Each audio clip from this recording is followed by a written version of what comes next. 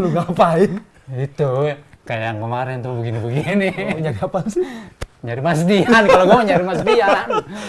Kita kan Mas mau Dian. ngobrol-ngobrol sama Mas Dian. Ngomong apa sih sekarang? Hah? Kita ngobrol apa lagi nih? Yang Ntar itu. dulu, gue opening dulu. Oh iya opening dulu. Assalamualaikum warahmatullahi wabarakatuh. Aduh, tuh kan. Assalamualaikum warahmatullahi wabarakatuh. Salam Waalaikumsalam sehat Tribuners. warahmatullahi Kembali lagi berjumpa bersama kami dalam program Poros Depan, panggung orang ngomong santai untuk Indonesia masa depan. Betul, masa depan. Masih bersama dengan saya, Dodi Hasanuddin. Dan saya Andi Sopiandi dalam Poros Depan.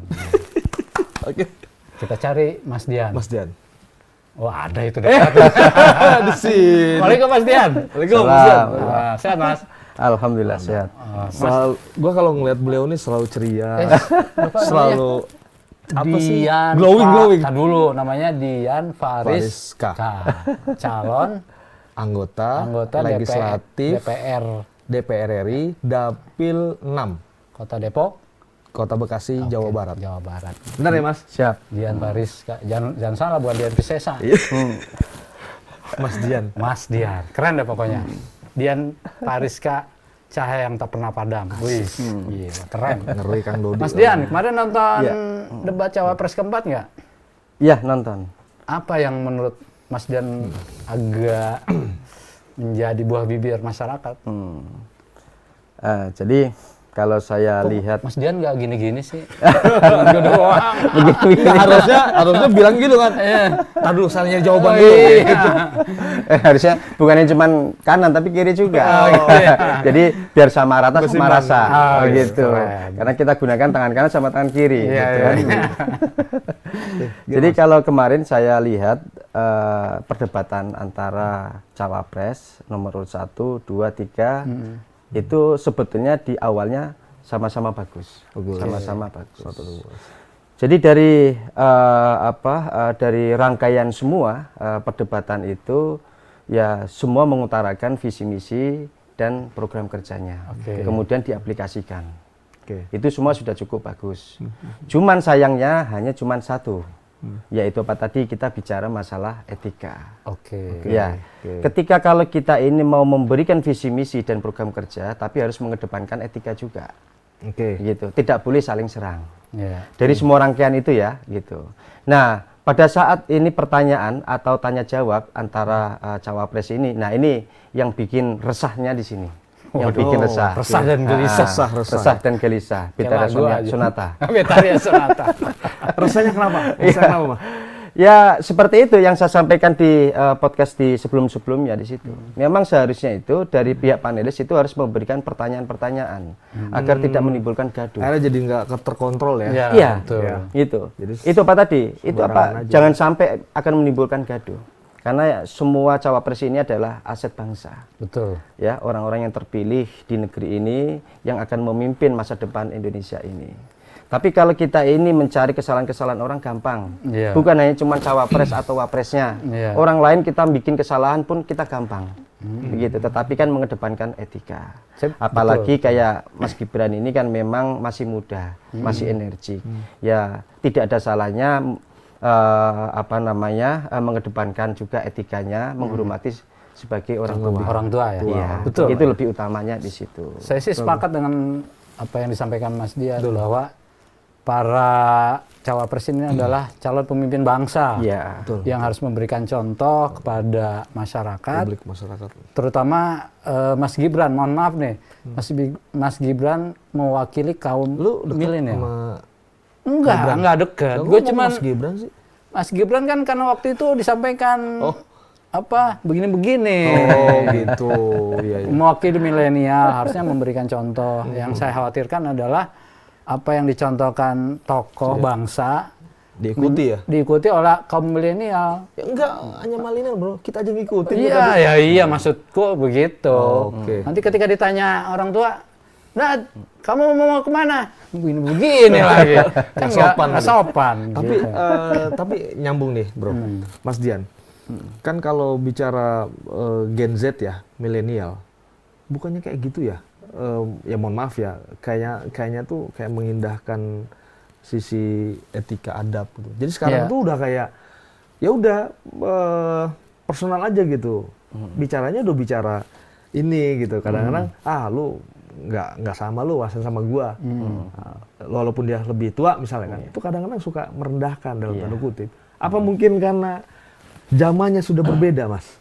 Kalau zaman perbedaan memang ada, ya gitu. Jadi gini, ini kan terkait masalah negara berdemokrasi. Siapapun boleh. Boleh untuk mengutarakan pendapat atau perbedaan pendapat. Dikatakan dissenting opinion. Karena apa? Karena itu dijamin oleh konstitusi. Ya tetapi, kalaupun kita mengedepankan etika, kalaupun ada perbedaan pendapat, ya harus kita saling menghargai. Nggak boleh mencela. Kayak misalkan kemarin terkait masalah Caimin misalkan pertama kali ya gitu. Caimin itu terkait masalah membaca. Wah, kalau kenapa itu jawabannya itu kok membaca kan gitu. Itu kan nggak boleh. Itu kan berarti kan ya kalau saya katakan itu ya memperendahkan orang. Biarin saja, kalaupun misalkan punya visi misi mau membaca atau apa, silakan, nggak ada masalah. Yang terpenting adalah visi misi dan program kerjanya ke depan 5 tahun itu. Itu nggak masalah. Teraplikasi atau tidak? Iya. Gitu ya? Kalaupun mau membaca atau mau menghafalkan, silakan, tidak ada masalah. Tetapi jangan merendahkan seperti itu. Ya namanya orang manusia pasti pelupa ada. Ya tetapi kan nggak boleh. Itu pertama kali ya saling memojokkan sama Caimin. Itu pertama kali. Makanya dibalaslah sama Caimin kan. Ini hanya cuma catatan kecil Mahkamah Konstitusi kan begitu kira-kira. Yang penting bukan catatan MK. Itu.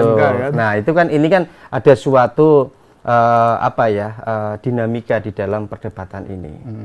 Nah, kemudian ada juga kayak misalkan yang ditanyakan Mas Gibran kepada Profesor Mahfud MD gitu kan terkait masalah green inflation, ya kan gitu loh. Apaan tuh? Green inflation. Bisa green? Ya ini inflasi hijau. Jadi inflation gitu. Ya ini kan narasi-narasi seperti ini harus kita tahu, jangan mengolok-olok begitu seorang profesor ya kan harusnya tahu ya kan gitu. Namanya kalau kita bicara masalah kosakata atau bahasa memang ada bersifat umum dan bersifat khusus. Begitu. Tetapi kalau umumnya itu apa? Jadi masyarakat itu memahami, saling mengerti. Tetapi jangan dipojokkan, ada jebakan-jebakan seperti itu. Itu nggak bisa. Nah, harusnya terbuka. Ya gitu, kemudian terbuka, kemudian dijelaskan apa sih misalkan carbon storage masalah itu harus dijelaskan gitu. Jadi jangan pakai bahasa-bahasa baku, itu nggak boleh begitu. Itu kan bahasa-bahasa yang menjebak. Nah, takutnya orang ini ya kan kalau salah takutnya ditonton banyak orang kan malu juga. Begitu. Nah, kemudian kembali lagi yang saya sampaikan tadi terkait masalah greenflation. Ya, jadi greenflation ini kan memang apa yang disampaikan sama Prof Mahfud ini memang ya cukup juga memahami. Karena ekonomi hijau. Ya kan inflasi ini kan memang ya terkait masalah perekonomian ya, inflasi itu. Naik turunnya itu sudah wajar karena perekonomian. Kemudian itu pertanyaan, dan itu pun sudah dijawab sama Prof Mahfud. Nah itu kalau saya lihat, saya dengarkan itu ya memang ada suatu kesamaan. Jawabannya pas. Tetapi dijawab lagi sama Mas Gibran ini, ya memang dicontohkan terkait masalah greenflation rompi kuning. Nah ini nggak ada korelasinya sebetulnya. Ini masalah inflasi hijau ya, kemudian terkait masalah kerusuhan. Kerusuhan yang Prancis itu terkait masalah pajak sebetulnya. Nah, jadi pajaknya tinggi, kemudian gajinya karyawan itu rendah. Nah, makanya disitulah muncul namanya rompi kuning. Itu kalau tidak salah itu zaman presidennya Emmanuel Macron kalau nggak salah. Nah, jadi di tahun 2018. Kenapa masyarakat disuruh menggunakan ya kan rompi kuning itu ketika nanti kalau ada kerusuhan banyak yang meninggal jadi tahu. Itu sejarahnya seperti itu. Nah, makanya disitulah pakai rompi kuning. Itu diwajibkan. Ketika kalau rusuh, ketika kalau dia meninggal, jadi ketahuan. Pakai rompi kuning itu. Nah, itu sejak tahun 2018. Tetapi itu terkait masalah perpajakan. Bukan green inflation, tetapi greedflation. Oh, jauh ya? Kerusuhan jauh. Green sama greed ya? Ya, green sama greed jauh. Tetapi yang dijawab sama si Mas Gibran ini greedflation. Begitu. Kerusuhan gitu. Nah, itu lain, bukan terkait masalah yang ekonomis hijau, dalam damai. kehijauan begitu. Kayak misalkan pupuk ya kan dari daun-daunan. Nah, itu greenflation-nya di situ. Tapi kalau yang di Prancis itu greedflation. Nah, itu lain. Jadi artinya juga beda. Yang satu hijau-hijauan, yang satu urak-urakan. Nah, makanya Prof. Mahfud kan menyampaikan kan, itu jawabannya juga ngawur, gitu kan gitu. Nah, itu apa? Karena memang seperti itu. Ya memang agak sedikit ngawur, makanya Prof. Mahfud juga nggak mau membalas juga kan. Ya karena namanya kita debat cawapres ini, kalaupun saling olok-olok di situ kan kita malu juga kan. Makanya beliau menahan diri. Gitu Prof. Mahfud ini kan menahan diri. Gitu. Keren. Berarti yang keren menahan diri. Yang keren menahan diri. Kalau satu lagi ya, bagi gua nggak keren. Nggak menahan diri. Nggak menahan diri itu ya gitu. Tapi bro, karena mungkin presiden kali ya. Enggak, saya bingung jawabnya. Yang penting kalau gua nih ya, yang penting itu kita tidak menghilangkan akar budaya kita. Betul. Bahwa kita itu adalah bangsa Timur yang mengedepankan sopan santun dan gotong royong. Tapi yang lucunya itu demokrasi Pancasila loh. Betul. Yang lucunya di anak muda yang harusnya lebih fresh, bertanyanya berarti salah juga dong. Ya makanya kita tanya Mas Dian tadi. Apa gara-gara IPK juga kali? Salah. Makanya Emang IPK kenapa? Enggak. Itu muncul aja di publik. Muncul di publik katanya masa lu nggak baca sih? Oh iya. Lu jangan pura-pura nggak tahu lah. Ya dan satu lagi ada juga itu terkait masalah Caimin kan gitu. Jadi itu apa nama siapa Pak Lampong atau siapa itu? Tom Lembong. Tom Lembong itu ya. Ya kalau 01 punya konsultan ya wajar. 02 punya konsultan juga wajar. 03 juga punya konsultan juga wajar. Tapi kan jangan disampaikan di publik. Ya kan? Punya Pak Lembong begitu kan. Jadi bahasanya kan kayak gimana gitu lah. Etis ya. juga ya. Gitu loh. Ya memang kalau anak muda memang ya gimana ya. Ini bukan masalah anak mudanya ya. Semua anak muda mungkin berbeda gaya, berbeda karakter. Ya tetapi kalau saya baca dari awal perdebatan cawapres ya. Dari ini kan ada sudah 2 kali ya kalau nggak salah ya. Perdebatan ini cawapres ya. dua kali terakhir. Sudah 2 kali terakhir ini terakhir, ya gitu.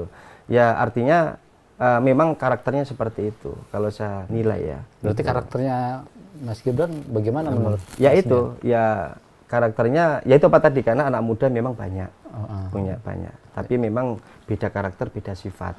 Tapi kalau saya lihat juga Mas Gibran ini kan karakternya kan lain, gitu. Ya nanti biar masyarakatnya yang menilai. Oke, kirain mau ngejawab Mas Dian. Ternyata biar masyarakat yang menilai. Ya memang kalau bicara program kan mereka semua itu mengedepankan persatuan dan kesatuan ya. Tapi kalau dengan saling serang, apakah itu menciptakan persatuan, malah menciptakan permusuhan? Atau mungkin itu bagian dari strategi? Kalau menurut gua nggak strategi, karena kan ada dampaknya. Katanya banyak menteri yang mau mundur. Benar nggak? Ya itu kan bagian strategi juga bagi lawan. Gitu ya. Menurut Mas Dian itu ada dampaknya nggak Mas? Jadi kalau strategi masing-masing ada sekarang nih. Ya, kalau strategi masing-masing pasti punya strategi. Ya, tetapi kan kita mengedepankan etika. Gitu. Makanya pada saat Caimin itu menyampaikan di podiumnya itu kan ini bukan masalah tebak-tebakan. Ya kan? Bukan tebak-tebakan tetapi kita berbicara masalah kebijakan dan polisi. Artinya apa? Kita ini kapasitas kita ini adalah sebagai cawapres. Ya kan? Harus kalau sebagai cawapres itu memang harus kita kedepankan apa visi misimu, apa program kerjamu. Nah itulah dikedepankan. Jangan saling mencela seperti itu. Itu apa tadi? Saya sepakat juga sama Caimin seperti itu. Jadi nggak perlulah kita olok-olokan di dalam ditontonkan sama sejuta rakyat Indonesia itu kan, gitu. Ya artinya mungkin ya kita kritisi lagi tema metode debatnya. Ini kan lebih ke entertain, jadi mungkin gimmick ya, gimmick gitu. Jadi ya akhirnya tidak terkendali gitu. Ya mungkin menurut Mas Dian tadi yang saya tanyakan, apakah dengan teknik seperti itu, metode seperti itu menciptakan perpecahan? Karena isu sekarang kan banyak menteri yang di kabinet Jokowi ini akan mundur. Isunya akan mundur. Menurut Mas Dian gimana? Kalau mundur nggak mundur, ya itu kan hanya cuma isu. Nah, Gitu, Pak. apakah Tapi itu mungkin itu berkaitan bagian dengan- daripada strategi. Oke. Ya, apakah itu benar atau tidaknya isu seperti itu kita ini juga tidak tahu. Bisa juga itu hanya cuman bersifat ngeblas. Oke. Jadi seolah-olah ya mungkin metode seperti ini kan bisa juga kan, bisa juga yang dibangun pada saat SBY. Ya, itu kan dulu ada semacam sedikit permasalahan dengan Bu Mega, ya kan, sehingga disitulah kasihan gitu kan. Jadi rakyat Indonesia itu menilainya itu kasihan, gitu, kasihan. Jadi iba. Ya mungkin sama halnya seperti yang sekarang ini. Ya mungkin ini ya permainan-permainan daripada 02 juga bisa, biar lebih mundur bisa, gitu. Atau kan sekarang lagi rame nih, Prof Mahfud mau mundur dari Menko Polhukam katanya. Ya memang harusnya seperti itu. Karena selama kalau kita ini legowo ya, harusnya legowo begitu. Kalaupun misalkan mau calon presiden maupun wakil presiden selama masih menjabat di menterian atau di BUMN di situ, kalau menurut saya lebih baiknya mengundurkan diri. Jadi biar lebih legowo. Artinya kalaupun kita mengundurkan diri, kalaupun kita ini punya pandangan, ya kita ini bisa tersampaikan ke masyarakat. Kalaupun kita masih menjabat, masih takut-takut. Kalau mau ngomong takut dipecat gitu. Nah ini seharusnya memang kita harus mengundurkan diri sebagai menteri ya. Jadi gitu. tidak ada dampaknya ya? Iya, tidak ada dampak. Mau namanya kita kan hidup berdemokrasi ya. Kita mengeluarkan pendapat yang penting itu kan teratur gitu, mengedepankan etika. Itu Tapi dampak di masyarakat jelas loh. Iya. Jadi yang berbenturan tuh di bawah, bukan di atas, benar nggak? Betul. Bro, ini satu lagi mungkin Bro. Menarik nih bagi saya untuk ditanya ke Mas Dian. Karena Mas Dian ini kan salah satu konsultasi juga kan di pemilu ini kan. Dari tahun-tahun sebelumnya ya, pemilihan presiden atau pemilihan legislatif, apa mungkin ini yang terburuk di 2024 ini? Karena banyak hal yang saya pikir mulai dari isu, mulai dari ya itu catatan MK, ya itu kan termasuk etika dan sebagainya. Apa mungkin sejarah yang pemilu buruk atau gimana? Udah gitu dilakukan pemilihan serentak pula gitu loh. Artinya apa? Ini pasti ada evaluasi kan nanti next ke depan. Kalau memang ini gagal, bisa 2029 bisa dirubah lagi tuh. Gimana kalau Mas Dian? Mas Dian terkait hal tersebut gitu, pemilu di 2024 ini. Dinilai buruk ya? Iya, kan Pak Presiden kan sudah menyampaikan ke masyarakat, ya kan. Jadi kita ini nggak akan mungkin datang 2 kali. Makanya mau nggak mau sebagai anak kandung kan, kalaupun mau dilamar sama seorang capres itu kan, ya sudah nggak masalah. Ketika nanti kalau Pak Jokowi ini tidak menjabat sebagai presiden, belum tentu anaknya juga dicalonkan sebagai cawapres. Ya, artinya?